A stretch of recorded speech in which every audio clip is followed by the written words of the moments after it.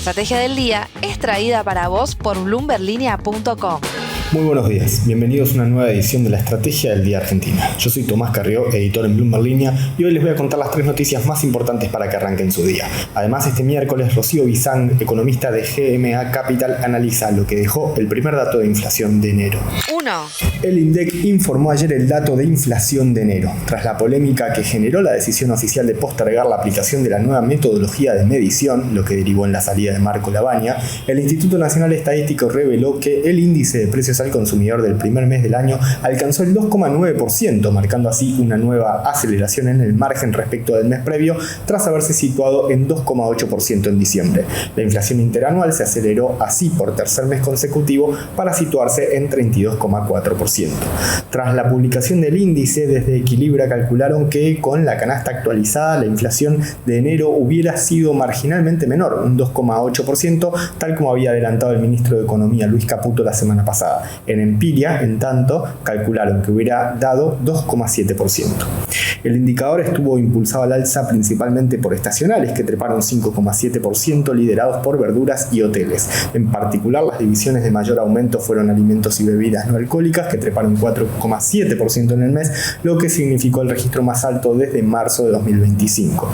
Según los analistas de Puente, hubo varios factores puntuales que incidieron en este resultado, entre ellos el aumento de verduras, con el tomate subiendo 92% mensual.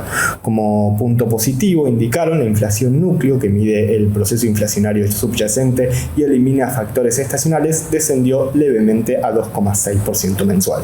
Hacia adelante, desde Aldazábal analizaron que la estacionalidad más baja en febrero podría sugerir una desaceleración temporal antes de marzo, mes que se suele ver influenciado significativamente por aumentos en educación e indumentaria. Sin embargo, mediciones privadas de alta frecuencia sugieren que no descendería por debajo del 2,5%, dado el impacto del ajuste de tarifas y servicios regulados.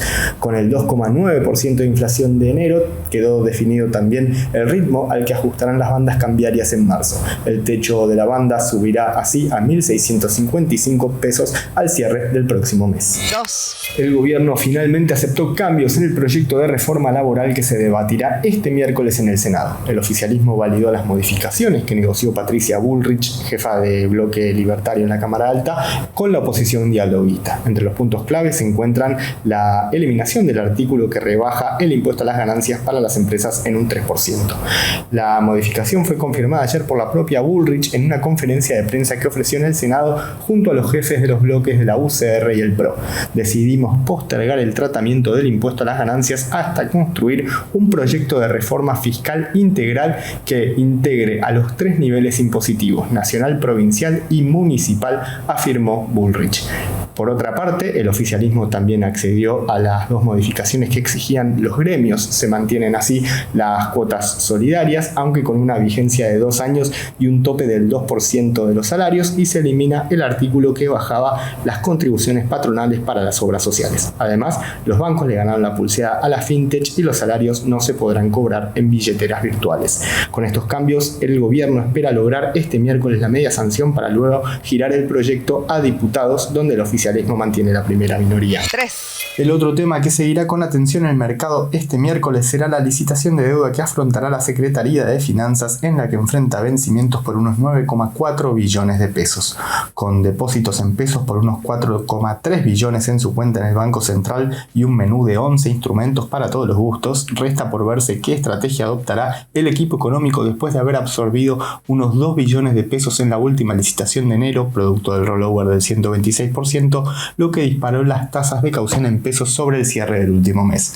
La licitación llega después de que ayer se dispararan los rumores entre analistas y operadores sobre posibles medidas, después de que el ministro de Economía Luis Caputo y el presidente del Banco Central Santiago Bausili almorzaran ayer con Milei en Olivos. Tras la reunión, Caputo anticipó novedades, mientras que a la tarde el equipo económico convocó a representantes de sociedades de bolsa para una reunión en el ministerio. Sin embargo, según pudo saber Bloomberg Línea de de personas con conocimiento del asunto que pidieron reserva, la reunión tuvo por objetivo hablar de cuestiones vinculadas a la profundización en la implementación de la ley de inocencia fiscal y estrategias para ver cómo eso puede impactar y ayudar a darle más profundidad al mercado de capitales. Antes de pasar al expreso financiero, veamos rápidamente cómo van a abrir hoy los mercados. El S&P Merval, medido en dólares, rebotó ayer un 3% hasta los 1.077 puntos en una jornada mayormente positiva para las acciones argentinas en Wall Street, con subas de hasta 3%. Los bonos en dólares operaron levemente positivos, pero el riesgo país se sostuvo levemente por encima de los 500 puntos básicos. El dólar blue retrocedió otro escalón hasta los 1.425 pesos, mientras que el MEP y el contado con liqui se dieron hasta 1.432 y 1.477 pesos respectivamente. El dólar mayorista cayó otro 1,2% hasta los 1.408 pesos para ubicarse más de un 11% por debajo del techo de la banda, y el minorista se vende a 1.425 pesos en las pantallas del Banco Nación.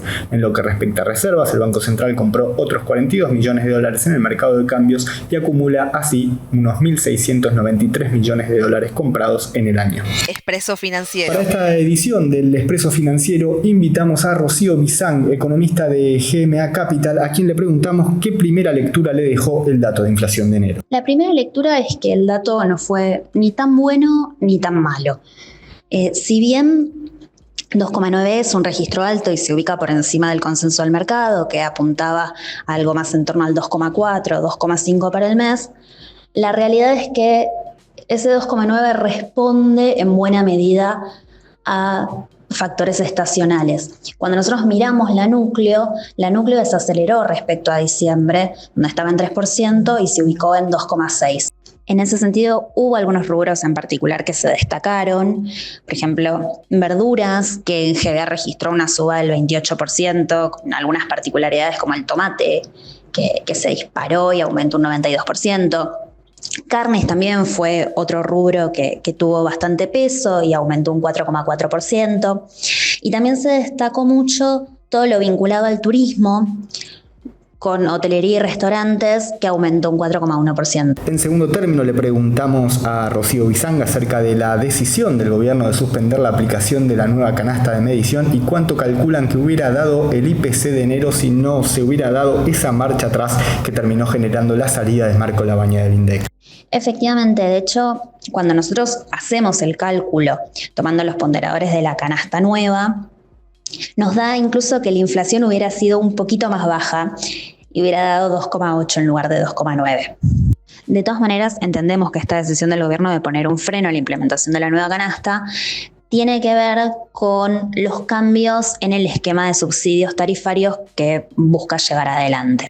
Una de las particularidades que tiene la nueva metodología es que se basa en la encuesta de hogares de 2017-2018, que se realizó luego del ajuste de tarifas del gobierno de Macri.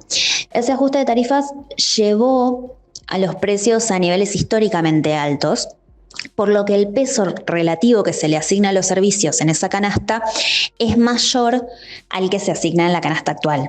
De esta manera, cualquier suba en tarifas va a tener un impacto mayor al que tendría si se usara la metodología que se usa actualmente. Por último, le consultamos si cree que en el corto plazo podrá volver a observarse una dinámica de desaceleración de la inflación que lleva los registros a niveles similares a los mínimos que se observaron en el segundo trimestre del año pasado. Sí, creemos que pasado este primer trimestre es probable que la inflación vuelva y retome esa tendencia de desaceleración que mostró el año pasado.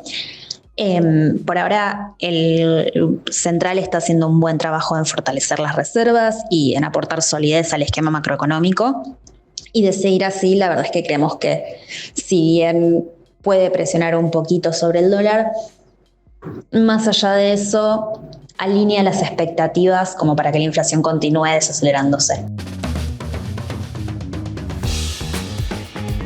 Esto fue un nuevo capítulo de La Estrategia del Día Argentina. Yo soy Tomás Carrió, editor de Bloomberg Línea, y me podés seguir en X en @TomiCarrió. Muchas gracias por habernos acompañado hasta acá y nos reencontramos mañana. Esto fue La Estrategia del Día Argentina, escrito y narrado por Francisco Aldaya. Producido por Arturo Luna y Daniel Hernández. Que tengas un día muy productivo.